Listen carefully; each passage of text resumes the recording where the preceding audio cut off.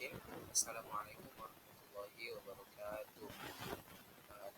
Alhamdulillahirrahmanirrahim. Assalatu wassalamu ala asyrafil anbiya'i wal mursalin Sayyidina Muhammadin wa ala alihi wa sahbihi ajma'in. Pertama-tama marilah kita panjatkan puja dan puji syukur kehadirat Allah Subhanahu wa taala karena masih diberi kesehatan dan kesempatan sehingga kita masih bisa melanjutkan materi persamaan diferensial biasa orde 1 dan orde 2. Salawat dan salam tak lupa pula kita curahkan kepada baginda kita Nabiullah Nabi Muhammad Sallallahu Alaihi Wasallam. Pertama-tama saya ucapkan terima kasih kepada dosen pengampu Ibu Sri Sulastri karena telah memberikan kesempatan kepada kelompok 1 atau kelompok kami untuk memaparkan hasil diskusi aplikasi persamaan diferensial biasa orde 1 dan orde 2. Nah, selanjutnya untuk materi pertama yaitu persamaan diferensial biasa orde 1 pada pengaplikasian bidang ekonomi yang dibawakan oleh saya sendiri, yaitu perkenalkan nama saya Sulfian dengan akhiran NIM 06. Jadi selanjutnya pertama yaitu orde 1 pengaplikasian pada bidang ekonomi. Jadi langkah pertama yaitu menyusun model matematika. Nah, di sini kita mempunyai 3 peubah untuk komoditif atau permintaan D, penawaran Q, dan harga P. Nah, permintaan D tergantung pada harga. Jadi, secara umum dapat dituliskan D dikurang DP dikurang A ditambah BP untuk persamaan yang pertama. Akan tetapi, model yang akan dibuat adalah linear, sehingga model yang mungkin hanyalah DP sama dengan A ditambah BP, dengan A, B konstanta dan B lebih kecil daripada 0.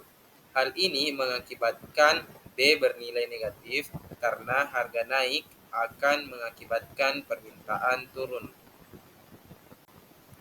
Nah, selanjutnya untuk penawaran Q juga tergantung pada harga, sehingga secara umum dapat ditulis Q sama dengan QP sama dengan C ditambah DP untuk persamaan yang kedua. Akan tetapi karena modelnya juga harus linear, maka model yang mungkin hanyalah QP sama dengan C ditambah DP, dengan C dan D adalah konstanta dan D lebih besar daripada 0. Hal ini mengakibatkan D bernilai positif karena harga naik, mengakibatkan produksi ikut naik. Nah, selanjutnya jika P lebih besar daripada P aksen, maka penawaran melebihi permintaan atau D lebih besar daripada Q dan harga akan jatuh.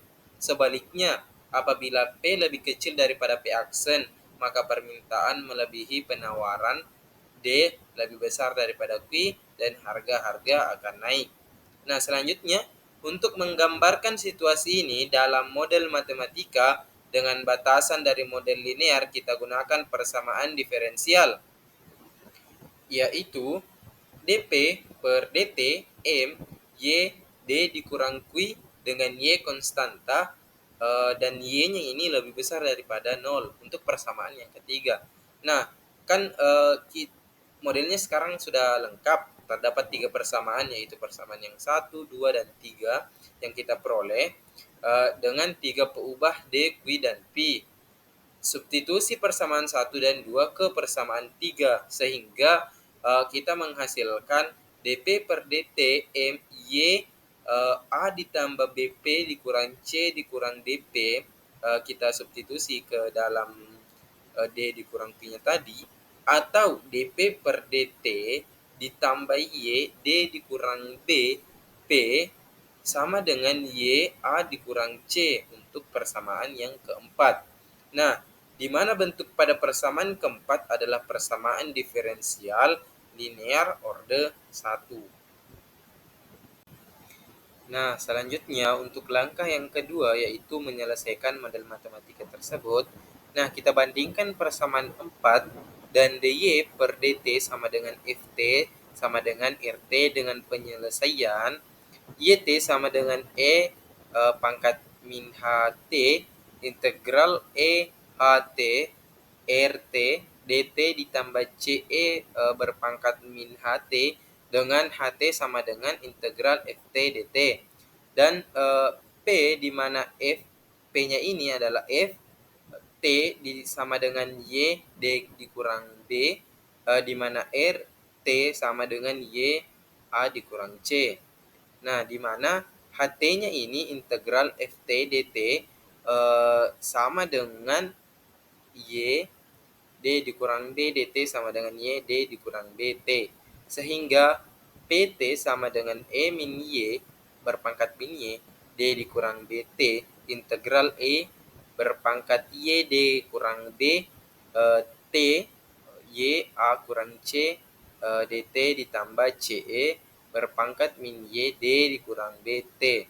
Nah, sama dengan E dikurang berpangkat min Y, D kurang DT, kita integralkan tadi sehingga menghasilkan Y, A dikurang C per Y, D dikurang B, Y, D dikurang B berpangkat Y dikurang B, T, CE min Y, D kurang B, T.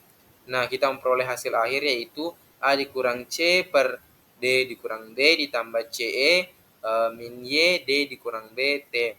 Nah, karena Y lebih besar daripada 0, D lebih besar daripada 0, dan B lebih besar daripada 0, mengakibatkan Y di mana D dikurang B ini lebih besar daripada 0. Sehingga suku eksponensial akan menuju ke 0 bila T menjadi cukup besar, yaitu PT di mana A dikurang C per D dikurang B sama dengan P aksen yang merupakan nilai kesetimbangan harga. Nah, selanjutnya untuk langkah yang ketiga itu menentukan penyelesaian khusus untuk masalah khusus. Nah, untuk lebih jelasnya kita beralih ke contoh soal. Nah, selanjutnya kita beralih ke contoh soal saja untuk lebih jelasnya. Nah, soalnya yaitu diketahui fungsi penawaran Q adalah QP sama dengan 25 ditambah P, dan fungsi permintaan D adalah P sama dengan 150 ditambah 3 per 2 P. Nah, pertanyaannya berapakah harga kesetimbangannya? Nah, jadi kita mengetahui untuk fungsi penawaran Q-nya yaitu 25 ditambah P, dan fungsi untuk permintaan D-nya atau D itu sama dengan 150 ditambah 3 per 2 P. Nah, untuk apa yang ditanyakannya yaitu berapakah harga kesetimbangannya. Nah, pertama-tama kita tulis fungsinya untuk DP sama dengan 150 ditambah 3 per 2 P. Untuk fungsi kedua yaitu QP sama dengan 25 ditambah P. Maka sama dengan 150 di mana B sama dengan min 3 per 2, dan di mana C ditambah 25 dan di mana D sama dengan 1. Sehingga harga kesetimbangannya yaitu kita pakai rumus yang di awal, yaitu P sama dengan A dikurang C per D dikurang B sama dengan 150 dikurang 25 per 1 dikurang 3 per 2, kita substitusi dari nilai yang di atas, sehingga sama dengan 125 per 5 per 2, menghasilkan 50. Jadi harga kesetimbangannya yaitu P sama dengan 50. Dengan harga kesetimbangan ini, jumlah barang yang dijual adalah Q 50 sama dengan 25 tambah P sama dengan 75. Nah, karena soalnya tadi meminta bahwa gambarkanlah kurvanya dan hitung secara sistematis. Nah, untuk gambarnya yaitu teman-teman bisa lihat di pojok kanan. Jadi kurva penawaran dan permintaan dapat dilihat pada gambar berikut. Jadi di sini ada nilai kuantitas dan ada harga. Untuk Q-nya sama dengan 25 tambah P, dan untuk D-nya itu 150 dikurang 100 dikurang 3 per 2 P. Nah, untuk titik nilai kuantitasnya itu 150 dan untuk harganya itu 100. Mungkin itu saja untuk contoh yang pertama dari orde 1. Selanjutnya akan dijelaskan oleh rekan saya. Perkenalkan, nama saya Nadia Pega dengan akhiran NIM 017 dari kelas Pendidikan Matematika A. Baik, pada pembahasan kali ini saya akan membahas tentang persamaan diferensial biasa orde 1, terkhusus untuk pada bidang biologi. Model sederhana untuk pertumbuhan populasi diperoleh dengan memperkirakan bahwa laju pertambahan populasi tiap waktu adalah sebanding terhadap ukuran populasi pada waktu tersebut. Misalkan, kita perhatikan sebuah populasi yang bertambah dengan pembelahan sel. Dalam model, kita asumsikan bahwa rata-rata pertumbuhan adalah proporsional terhadap populasi awal. Asumsi ini konsisten terhadap pengamatan dari pertumbuhan bakteri. Sepanjang cukup ruang dan sepuli makan untuk bakteri, kita juga asumsikan bahwa rata-rata kematian adalah nol. Ingat bahwa jika sebuah bakteri membelah, bakteri itu tidaklah mati, tetapi menjadi dua sel baru, sehingga kita mendapatkan model matematika untuk pertumbuhan bakteri adalah dP per dt sama dengan K1P, P kali 0 sama dengan P0. Di mana K1 lebih besar daripada 0 adalah konstanta proporsional untuk rata-rata pertumbuhan dan adalah populasi bakteri pada saat T sama dengan 0. Untuk pertumbuhan manusia, asumsi bahwa rata-rata kematian adalah 0 adalah jelas salah, akan tetapi jika kita asumsikan bahwa kematian manusia merupakan kasus alam, kita bisa mengharap bahwa rata-rata kematiannya juga akan proporsional terhadap populasinya, sehingga kita akan peroleh model pertumbuhannya yaitu dP per dt sama dengan K1P dikurang K2P sama dengan K1 dikurang K2 dikali P sama dengan KP, di mana K sama dengan K1 dikurang K2, di mana K2 ini adalah konstanta proporsional untuk rata-rata kematian. Jika kita asumsikan K1 lebih besar daripada K2, maka K lebih besar daripada 0, sehingga kita peroleh model matematikanya yakni dP per dt sama dengan KP. P dikali 0 sama dengan P0. Persamaan ini disebut hukum Malthus atau hukum eksponensial dari pertumbuhan populasi. Penyelesaian dari persamaan diferensial hukum Malthus dapat dengan mudah kita tentukan, yakni PT P dikali T sama dengan P0 E dikali KT. Langsung saja kita ke contohnya, yaitu banyaknya bakteri pada suatu waktu tumbuh dalam rata-rata yang proporsional dengan banyaknya bakteri pada saat sekarang. Jika populasi dari bakteri dalam satu waktu banyaknya 2 kali lipat dalam waktu 1 jam, temukan banyaknya bakteri dalam waktu 3,5 jam.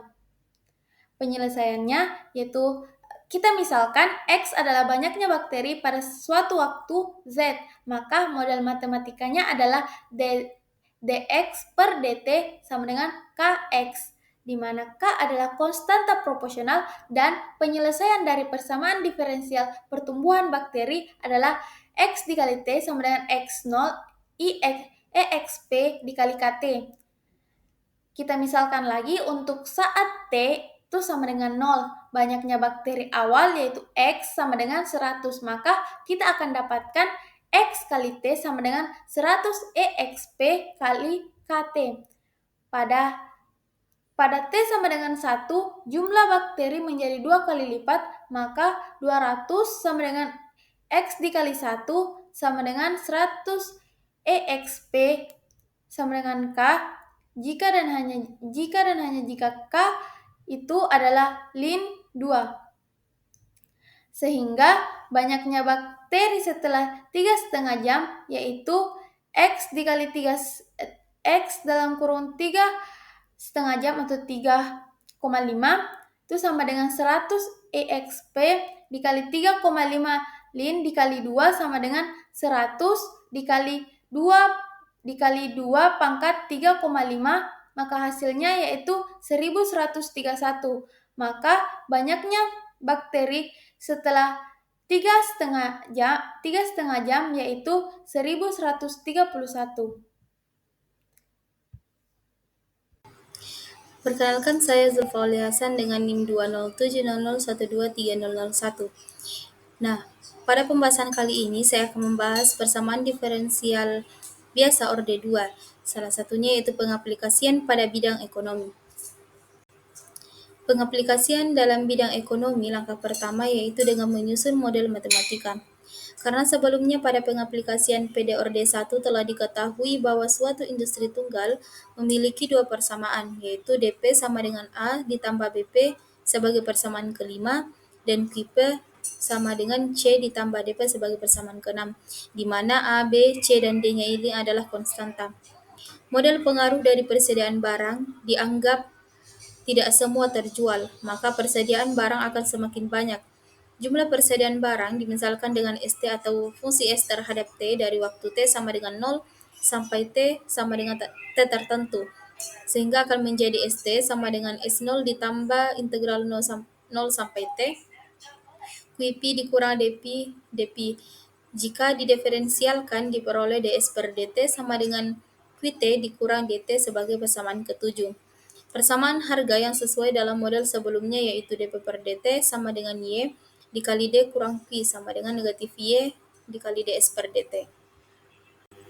Nah, selanjutnya dari model tersebut akan dimodifikasi.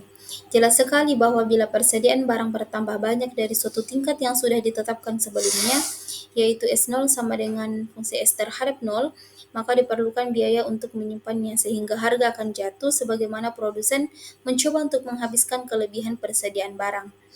Bagaimanapun jika persediaan barang jatuh di bawah tingkat yang diinginkan, maka harga barang akan naik, sehingga diperoleh dP per dt sama dengan negatif Y dikali ds per dt, ditambah lambda dikali S0 dikurang S sebagai persamaan ke-8.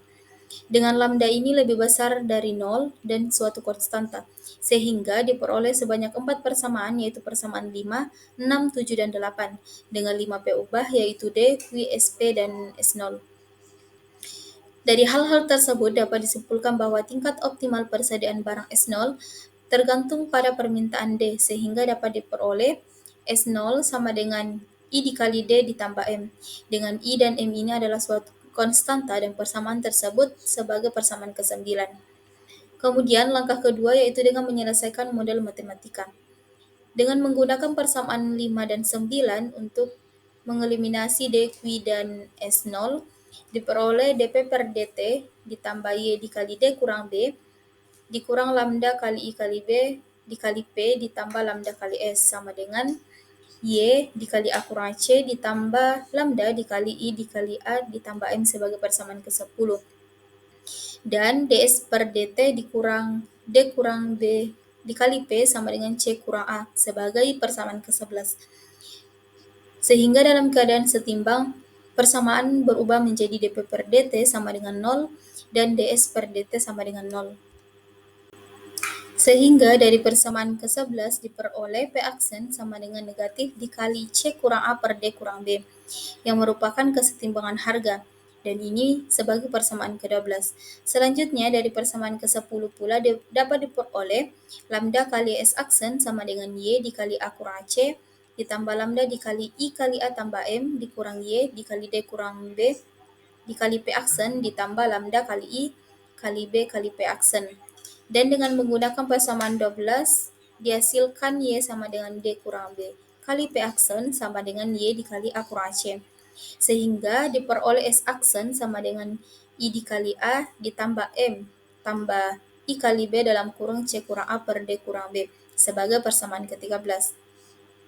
Dalam keadaan setimbang, persamaan 10 dan 11 menjadi Y dikali D kurang B dikurang lambda kali I kali B dikali P aksen ditambah lambda kali S aksen sama dengan Y kali A kurang C ditambah lambda dikali I kali A ditambah M sebagai persamaan ke-14 dan negatif dikali D kurang B dikali P aksen sama dengan C kurang A sebagai persamaan ke-15. Dari persamaan ke-10 bila didiferensialkan akan diperoleh D kuadrat P per dt kuadrat ditambah alpha dP per dt ditambah lambda dikali ds per dt sama dengan 0 dengan alpha sama dengan Y dikali D kurang B dikurang lambda kali I kali B.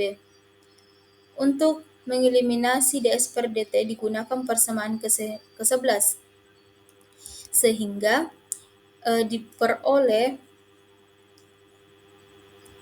D pangkat 2P per dt pangkat 2 ditambah alpha dikali dP per dt ditambah lambda dikali beta dikali P sama dengan negatif lambda dikali C dikurang A dengan beta sama dengan D kurang B, dan bentuknya ini adalah PD linear orde 2. Kemudian untuk mencari persamaan karakteristiknya, seperti biasa kita menggunakan rumus ABC, yaitu X 1,2 sama dengan negatif alfa plus minus akar alfa pangkat 2 dikurang 4 dikali lambda dikali beta per 2. Sehingga penyelesaian umum persamaan diferensial adalah fungsi P terhadap T sama dengan A kali E pangkat X1 T ditambah B E pangkat X2T ditambah P aksen. Dengan P aksennya yaitu negatif lambda dikali C kurang A per lambda dikali D kurang B, atau negatif C dikurang A per D kurang B. Berikut adalah keterangan-keterangan pada pembahasan sebelumnya, di mana S0 adalah tingkat persediaan yang diinginkan atau tingkat persediaan keseimbangan. Ini adalah jumlah barang yang dianggap optimal oleh produsen atau pengelola pasar untuk memenuhi permintaan pasar tanpa menyebabkan kelebihan atau surplus atau kekurangan atau defisit. Jika ST lebih besar dari S0, maka terjadi kelebihan persediaan yang biasanya dapat menyebabkan harga barang turun karena barang tersedia dalam jumlah lebih dari yang dibutuhkan pasar. Dan jika ST lebih kecil dari S0, terjadi kekurangan persediaan yang menyebabkan harga barang atau PT naik karena barang yang tersedia lebih sedikit dari permintaan pasar. Dan perubahan harga terhadap waktu dipengaruhi oleh laju perubahan dP per dt dan percepatannya yaitu d kuadrat P per dt kuadrat, serta faktor eksternal yaitu K dikali S dikurang S0. Untuk lebih jelasnya, bisa kita lihat dalam tabel simbol berikut, di mana ST adalah persediaan barang pada waktu T, S0 yaitu tingkat persediaan yang ditetapkan sebagai acuan keseimbangan atau persediaan awal, dan PT yaitu harga barang pada waktu T. Sedangkan dP per dt yaitu laju perubahan harga barang terhadap waktu, yaitu kecepatan perubahan harga. D kuadrat P per dt kuadrat yaitu percepatan perubahan harga barang terhadap waktu atau perubahan dari laju perubahan harga.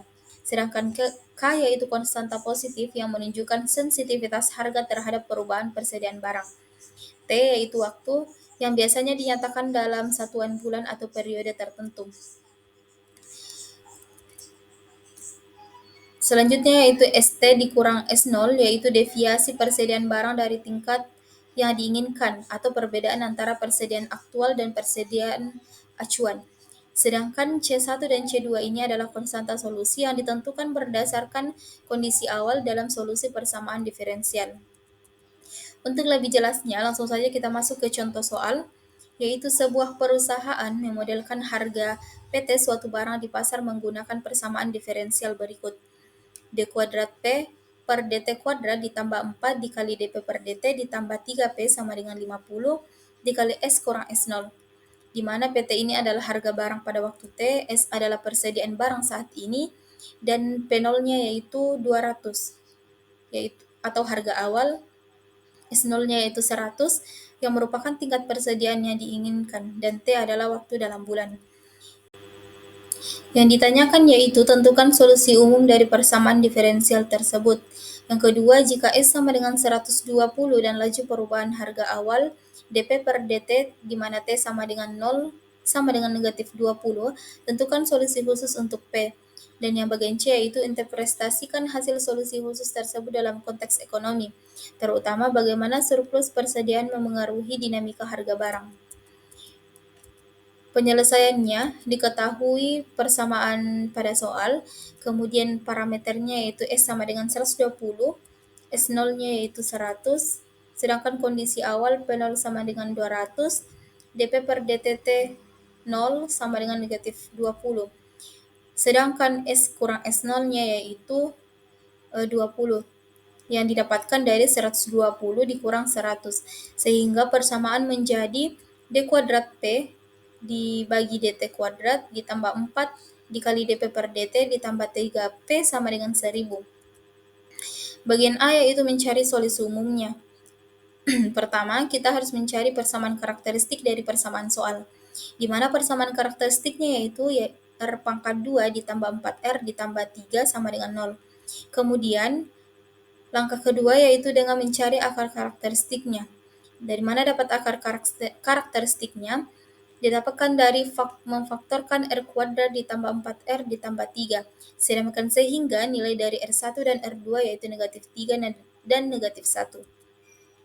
Selanjutnya solusi homogennya yaitu C1E pangkat negatif 3T ditambah C2 dikali E pangkat negatif T. Kemudian misalkan PT sama dengan K adalah konstanta. Kita substitusi kebersamaan sama dengan D pangkat 2P per DT pangkat 2 ditambah 4 dikali DP per DT ditambah 3P sama dengan 1000. Karena turunan pertama dan keduanya yaitu 0, maka 3K sama dengan 1000. Kedua ruas kita bagi dengan 3 sehingga K sama dengan 1000 per 3. Sehingga solusi khususnya yaitu 1000 per 3. Kemudian untuk mencari solusi umum persamaan, kita tambah antara solusi homogen dengan solusi khusus yang didapatkan sebelumnya.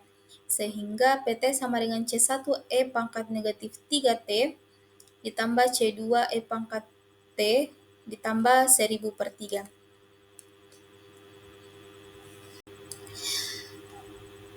Pertanyaan bagian B yaitu di mana yang diketahui kondisi awal PT sama dengan 200, DP per DT di mana T sama dengan 0 sama dengan negatif 20.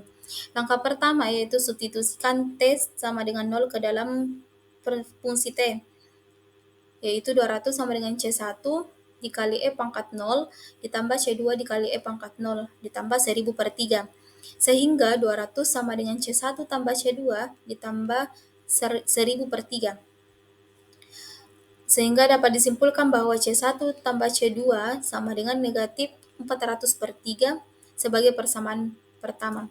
Kemudian turunkan fungsi P terhadap T. Sehingga DP per DT sama dengan negatif 3C1 E pangkat negatif 3T dikurang C2 dikali E pangkat negatif 3. Kemudian substitusikan T sama dengan 0 dan gunakan DP per DT di mana T sama dengan 0 sama dengan negatif 20. Sehingga nilai dari 3C1 ditambah C2 adalah 20 sebagai persamaan kedua. Kemudian substitusikan sistem persamaan pertama dan kedua, yaitu C1 tambah C2 sama dengan negatif 400 per 3 dan 3C1 ditambah C2 sama dengan 20. Dari persamaan tersebut kita kurangkan persamaan pertama dari persamaan kedua, sehingga 3C1 ditambah C2 dikurang C1 ditambah C2 sama dengan 20 dikurang negatif 400 per 3. Sehingga dapat disimpulkan bahwa nilai dari C1 yaitu 230 per 3. Langkah selanjutnya yaitu kita mencari nilai dari C2. Untuk mencari nilai C2, kita substitusikan nilai C1 yaitu 230 per 3 ke dalam persamaan pertama, sehingga C2 ditambah 230 per 3 sama dengan negatif 400 per 3. Sedangkan sehingga C2 adalah negatif 210. Jadi solusi khusus dari fungsi P terhadap T yaitu 230 per 3 dikali E pangkat negatif 3T dikurang 210 dikali E pangkat negatif T ditambah 1000 per 3. Pertanyaan bagian C, menentukan interpretasi ekonominya. Komponen eksponensialnya yaitu 230 per 3. Didapat dari persamaan khusus sebelumnya yaitu 230 per 3E pangkat negatif 3T. Ini akan menghilang lebih cepat seiring waktu karena eksponensialnya berupa negatif. Sedangkan negatif 210E pangkat negatif T akan menghilang lebih lambat karena memberikan pengaruh dominan pada harga dalam jangka pendek. Kemudian komponen konstannya yaitu 1000 per 3. Hal ini menunjukkan bahwa harga keseimbangan jangka panjang yang ditentukan oleh persediaan S dan S0. Yang terakhir yaitu dampak surplus persediaannya yaitu surplus menyebabkan harga awal barang menurun dari nilai keseimbangan awal, akan tetapi secara bertahap akan mendekati harga keseimbangan baru yaitu 1000 per 3. Bismillahirrahmanirrahim. Perkenalkan, nama saya Nur Kadriana Ramadan Iqbal, NIM 20700123013. Jadi di sini saya akan melanjutkan penjelasan mengenai aplikasi persamaan diferensial biasa orde 2 yaitu pada bidang fisika. Salah satu aplikasi persamaan diferensial biasa orde 2 pada bidang fisika yaitu gerak bebas dan tidak teredam. Sistem gerak bebas dan tidak teredam merupakan sistem gerak dengan gaya luar yaitu Ft sama dengan 0 dan peredam A sama dengan 0. Sistem ini akan menghasilkan persamaan diferensial orde 2. Penyelesaian sistem ini dilakukan dengan menentukan akar-akar pada persamaan karakteristik pada persamaan diferensial orde 2. Jadi diketahui pada persamaan 1 di sini, di mana materi persamaan diferensial dari getaran massa pada pegas yaitu M d kuadrat x per dt kuadrat ditambah A dx per dt ditambah kx sama dengan Ft. Jika nilai A sama dengan 0, maka gerakan disebut tidak teredam. Serta jika tidak ada gaya luar yang mempengaruhi, maka nilai Ft sama dengan 0 untuk semua nilai T dan gerak ini disebut bebas. Akan dipertimbangkan kasus khusus yaitu gerak bebas dan tidak teredam, yaitu kasus di mana keduanya A sama dengan 0 dan Ft sama dengan 0 untuk semua T. Jadi persamaan satu tadi tereduksi menjadi M d kuadrat x per dt kuadrat ditambah kx sama dengan 0, di mana massa M lebih besar dari 0 dan konstanta pegas K lebih besar dari 0. Jadi persamaan 2 tadi apabila dibagi dengan M, diperoleh suku kedua yaitu K per M di mana sama dengan lambda kuadrat sehingga d kuadrat x per dt kuadrat ditambah lambda kuadrat x sama dengan 0. Jadi kita peroleh persamaan karakteristiknya yaitu R kuadrat ditambah lambda kuadrat sama dengan 0 dengan akar-akar karakteristik yaitu R sama dengan plus minus lambda I. Dan karenanya solusi umum dari persamaan 2 ini yaitu X sama dengan C1 sin lambda T ditambah C2 cos lambda T. Selanjutnya diasumsikan massa awalnya dipindahkan sejauh x0 dari posisi kesetimbangan dan dilepaskan dari titik awal dengan kecepatan awal V0. Kita jumlahkan persamaan 2 dan 3 sehingga diperoleh kondisi awal x0 sama dengan x0, x akse 0 sama dengan V0. Lalu turunan persamaan 4 terhadap T diperoleh dx per dt sama dengan C1 lambda cos lambda T dikurang C2 lambda sin lambda T. Penerapan kondisi 5 dan 6 untuk persamaan 4 dan 7 masing-masing dapat dilihat langsung sebagai berikut, yaitu C2 sama dengan X0 dan C1 lambda sama dengan V0. Substitusi nilai C1 dan C2 jadi ditentukan untuk persamaan 4 memberikan solusi khusus untuk persamaan diferensial 2 yang memenuhi kondisi 5 dan 6 dalam bentuk X sama dengan V0 per lambda sin lambda T ditambah X0 cos lambda T. Sehingga dapat dibuat alternatif lain dari persamaan tadi yaitu X sama dengan C dikali V0 per lambda per C sin lambda T ditambah X0 per C cos lambda T. Dengan C sama dengan akar pangkat 2 dari V0 per lambda kuadrat ditambah X0 kuadrat yang juga lebih dari 0. Lalu kita ambil V0 per lambda per C sama dengan negatif sin psi, yaitu sama dengan X0 per C sama dengan cos psi. Maka persamaan 8 dapat menjadi X sama dengan C cos lambda T ditambah psi, di mana C diberikan dari persamaan 9 dan psi ditentukan dari persamaan 10. Ketika lambda sama dengan akar kuadrat dari K per M, maka diperoleh solusi dari persamaan 11 dalam bentuk X sama dengan C cos akar kuadrat K per MT ditambah psi.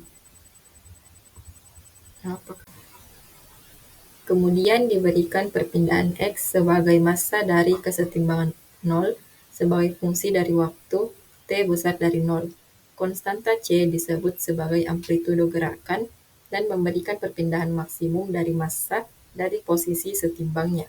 Gerakannya merupakan gerakan periodik dan massa berosilasi bolak-balik antara X sama dengan C dan X sama dengan min C. Kita akan memiliki X sama dengan C jika dan hanya jika akar kuadrat K per M T ditambah psi sama dengan plus minus 2pi. Untuk N sama dengan 0, 1, 2, 3, dan seterusnya, T lebih besar dari 0. Dengan demikian, perpindahan maksimum terjadi jika dan hanya jika T sama dengan akar kuadrat dari K per M dikali plus minus 2NP dikurang psi dan juga besar dari 0, di mana N sama dengan 0, 1, 2, 3, dan seterusnya. Interval waktu antara dua maksimum berturut-turut disebut periode gerak.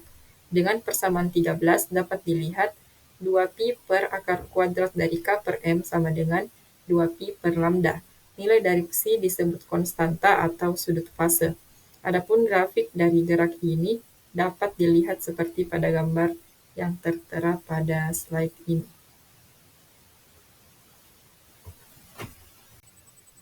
Untuk contoh soal, jadi sebuah beban dengan berat 8 pound ditempatkan di bawah gulungan pegas yang digantung di langit-langit. Beban tersebut menjadi tenang pada titik kesetimbangan sehingga pegas meregang sebesar 6 inci. Lalu beban tersebut ditarik sebesar 3 inci. Di bawah ini adalah posisi saat setimbang dan dilepaskan saat T sama dengan 0 dengan kecepatan awal 1 kaki per detik ke arah bawah. Abaikan hambatan pada media perantara dan asumsikan bahwa tidak ada gaya dari luar. Tentukan amplitudo, periode, dan frekuensi dari gerak yang dihasilkan. Jadi karena beban seberat 8 pound meregangkan pegas sebesar 6 inci yang sama dengan 1/2 kaki. Hukum Hooke F sama dengan Ks diberikan 8 sama dengan K 1/2 dan maka K sama dengan 16 pound per kaki. Juga M sama dengan W per G sama dengan 8/32 bergerak pelan. Lalu persamaan 2 diberikan sebagai 8/32 D kuadrat X per dt kuadrat ditambah 16X sama dengan 0 atau kedua ruas kita kalikan 4 menghasilkan D kuadrat X per dt kuadrat ditambah 64X sama dengan 0. Karena beban tersebut dilepaskan ke bawah, kecepatan awal 1 kaki per detik dari titik 3 inci atau sama dengan 1/4 kaki di bawah ini adalah posisi setimbang. Diperoleh juga keadaan awal yaitu X0 sama dengan 1/4 dan X akse 0 sama dengan 1. Jadi untuk solusinya yaitu persamaan karakteristik yang sesuai dengan persamaan 15 adalah R kuadrat ditambah 64 sama dengan 0, sehingga akar-akar karakteristiknya yaitu R sama dengan plus minus 8i, sehingga diperoleh solusi umumnya yaitu X sama dengan C1 sin 8T ditambah C2 cos 8T, di mana C1 dan C2 adalah konstanta. Berlaku kondisi pertama pada persamaan 16, ditemukan C2 sama dengan 1/4. Turunan persamaan 17 yaitu dx per dt sama dengan 8C1 cos 8T dikurang 8C2 sin 8T. Menggunakan kondisi kedua, yaitu pada persamaan 16, diperoleh 8C1 sama dengan 1, maka C1 sama dengan 1/8. Sehingga solusi dari PD15 berdasarkan kondisi 16 adalah X sama dengan 1/8 sin 8T ditambah 1/4 cos 8T. Lalu kita substitusikan ke persamaan 12, diperoleh akar kuadrat dari 1/8 kuadrat ditambah 1/4 kuadrat, yaitu sama dengan 1/64 ditambah 1/16 menghasilkan akar 5/8, dan dapat pula ditulis sebagai X sama dengan akar 5/8 dikali akar 5/5 sin 8T ditambah 2 akar 5/5 cos 8T.